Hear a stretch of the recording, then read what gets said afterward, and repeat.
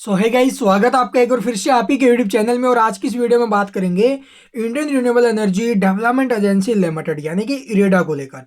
आप लोग देखोगे भाई, हमारी प्रीवियस वीडियो में, कल की वीडियो में आपको डिटेल में समझाया था ना भाई, जिनको रिस्क नहीं लेना है वो नीचे में सपोर्ट के साथ चलो, और जिनको रिस्क लेना है यानी कि एक लॉन्ग टर्म इन्वेस्टमेंट करनी है, वो यहाँ से गिरावट के दौरान अपने नीचे के भाव में इन्वेस्ट करने से न चूके।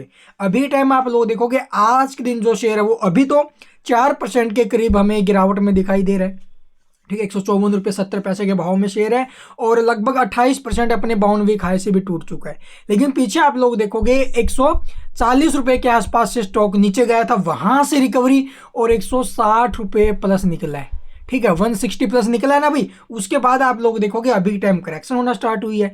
और मैंने आपको एक चीज़ और दिखाई थी, वैल्यूएशन के हिसाब से अगर स्टॉक देखा जाए तो थोड़ा सा महंगा है भाई, क्योंकि इसका जो पीई रेशो है ना वो 50 पर है, और जो इसका इंडस्ट्री का पी है वो कितना है, वो है 22। तो आप लोग देखोगे अपने इंडस्ट्री के पी से जो स्टॉक है वो हाई ट्रेड कर रहा है।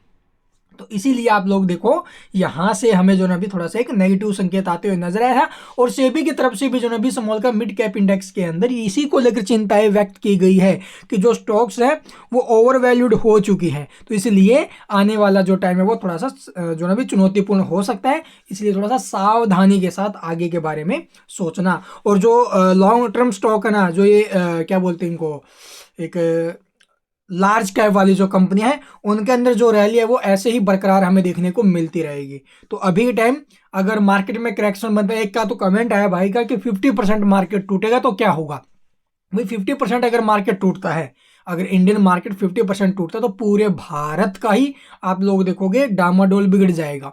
जी हाँ, पूरी की पूरी आप लोग भाई, जीडीपी क्रैश होना सब कुछ होगा, तभी इतना तो फॉल आएगा मार्केट में, अदरवाइज कोई नहीं है भाई। इतना अपने दिमाग से ख्याल निकाल दो कि 50% मार्केट क्रैश हो जाएगा, ऐसा बिल्कुल नहीं होने वाला है। ठीक है, बढ़ती हुई इकोनॉमी है और इस इकोनॉमी को कोई नहीं रोक सकता।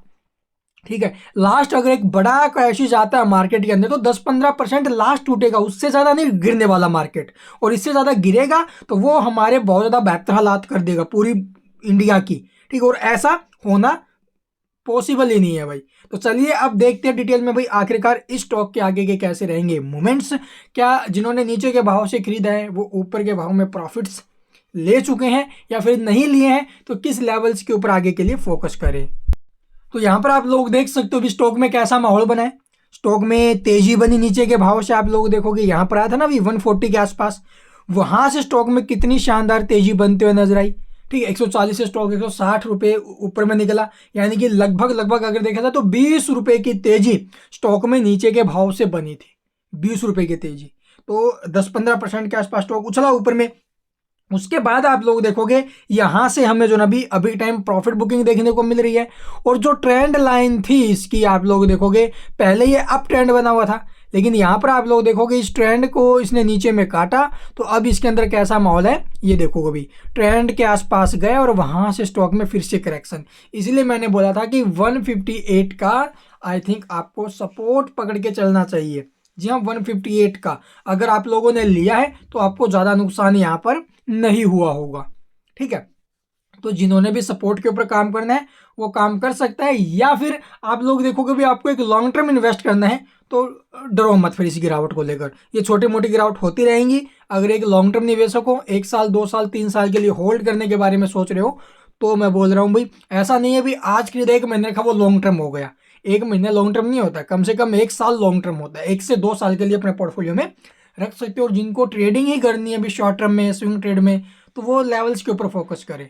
तो ये इसके लेवल्स रहेंगे। अभी टाइम अगर बात करें सपोर्ट की, तो यहाँ पर जो स्टॉक का सपोर्ट है वो लगभग 151 के आसपास का है, लेकिन उससे पहले तो स्टॉक में एलसी लग जाएगा भाई। तो इसलिए 151 का सपोर्ट, और उसके बाद अगर बात करें सेकंड सपोर्ट की, तो नीचे में जो सेकंड सपोर्ट रहेगा 140 के आसपास का। तो ये 2 सपोर्ट है, इनके ऊपर ट्राई कीजिए। And thank you for watching the video.